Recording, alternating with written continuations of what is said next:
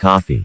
You can't talk about fast food lawsuits without talking about the most infamous of them all, the hot coffee lawsuit.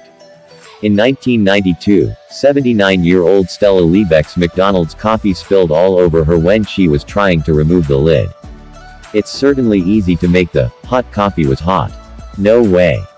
Joke when talking about the hot coffee lawsuit, but it was a more serious matter than that criticism suggests. She suffered third-degree burns that required skin grafts, and ended up suing McDonald's after they neglected to reimburse her $10,000 medical bills. Tuna travesty. One of the most recent eyebrow-raising fast food lawsuits involved sandwich juggernaut Subway. In January 2021, a California lawsuit alleged that Subway's tuna was actually made of a mixture of various concoctions. The New York Times conducted a test of samples from 3 different Los Angeles Subway locations. The lab was unable to identify DNA from any of 5 different species of tuna. While the cooking process does denature the DNA of tuna, meaning that it would be harder to detect, the results are still disturbing and thrust the lawsuit onto the public stage. Subway has alleged that there simply is no truth to the allegations. In early June, the plaintiffs actually scaled back their claim. Now they're alleging that Subway is mislabeling the product, calling it 100% sustainably caught skipjack and yellowfin tuna, or 100% tuna, when it's not 100% and might not even be those types of tuna. While another test, this time by Inside Edition, did find that New York Subway sandwiches contained real tuna, this was still some bad press for Subway, especially after a December 2020 court ruling in Ireland that determined that their bread contained too much sugar to be called bread.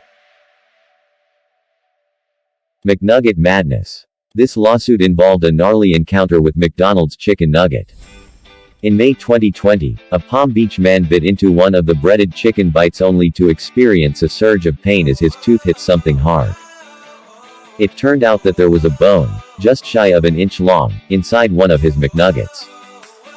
He visited the dentist, learned that he had 2 micro cracks in the afflicted tooth, and promptly sued McDonald's for $1.1 million. McDonald's is looking into his claim. He has insisted that McNuggets present a danger to consumers and has urged McDonald's to recall them all. In a rather gross ironic twist, the bone is actually one of the 4 shapes that all McNuggets come in. Prices may vary. One fast food lawsuit targeted Taco Bell and their parent company, Yum! Brands. In September 2019, a New Jersey couple filed a lawsuit, alleging that they purchased 2 of Taco Bell's $5 Chalupa Craving boxes, and were charged more than $5 for each. The total for the 2 boxes was $12.18, before tax, to be exact. The couple was not happy about what they saw as false advertising. They requested compensation for the time wasted driving to Taco Bell, and the gasoline expended to drive their vehicle to the subject Taco Bell, arguing that it was the $5 price point, advertised in a Taco Bell commercial, that induced them to make the trip. The case went to federal court in October, with Taco Bell spokespeople arguing that the commercial they saw contained a "prices may vary" disclaimer. Ice Ice Baby. Another rather comical lawsuit targeted coffee behemoth Starbucks for the amount of ice they were putting in their drinks. The plaintiff claimed that Starbucks was loading up their drinks with almost half ice, skimping on the actual coffee. Therefore, consumers were getting far less than the amounts of coffee suggested by the advertised drink sizes. But the judge ruled that the argument held no water, so to speak. When the case was dismissed, U.S. District Judge Percy Anderson summed it up pretty well.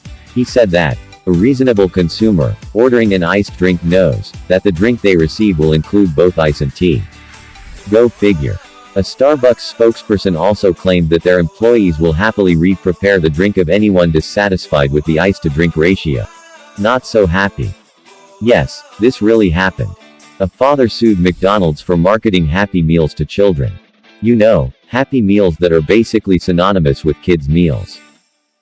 It is a little more complicated than that, but not much. Antonio Bramante, a resident of Quebec, was a regular at McDonald's, usually bringing at least one of his young children with him on his visits. His complaint: the Happy Meal advertisements were deliberately situated right at children's eye level, with their collectible toys in full display. So his kids would naturally start begging for a Happy Meal so that they could get a new toy, and Bramante would feel pressured to comply, but not by his kids. By McDonald's.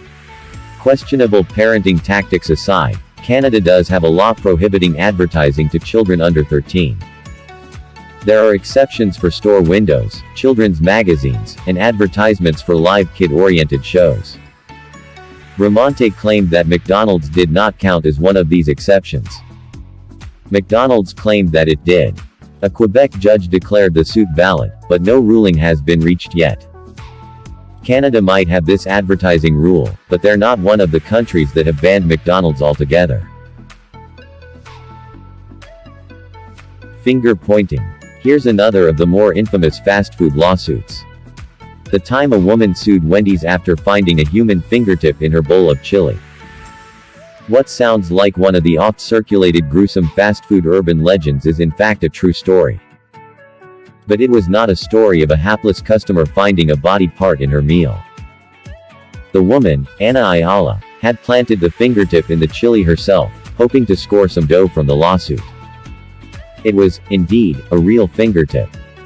Her husband's co-worker had lost his fingertip in a work accident and then willingly given the severed digit to Ayala's husband to settle a debt. The truth really is stranger than fiction. Ayala and her husband ended up pleading guilty to conspiring to file a false claim and attempted grand theft. They both spent time in prison. A high-stakes suit. In 2017, a Queens resident sued Dunkin' Donuts for the contents of its Angus steak and egg sandwich. She apparently felt blindsided by the fact that the meat on the sandwich was a regular old beef patty, not an actual cut of steak. She wanted Dunkin' to call a steak and played the classic, false advertising, card. And, to be fair, the commercials for the sandwich did make a pretty big deal about the steak component of the sandwich, though they did say it contained Angus beef at the end. Dunkin' argued that, since the sandwich's ingredient list was readily available to all potential customers, they'd done nothing wrong. According to TopClassActions.com, the suit also led to many in-depth discussions about the definition of the word steak. What a time to be alive. As of June 2019, there was still no verdict. Hold the cheese. McDonald's comes under fire again. In 2018, a couple in Fort Lauderdale sued the fast food giant for $5 million after noticing a menu claim that they weren't happy with. Their grievance was that, while Mickey D's used to offer menu options for quarter pounders with or without cheese, the cheese-free option was no longer on the menu. And with the cheese, the sandwich cost as much as 90 cents more.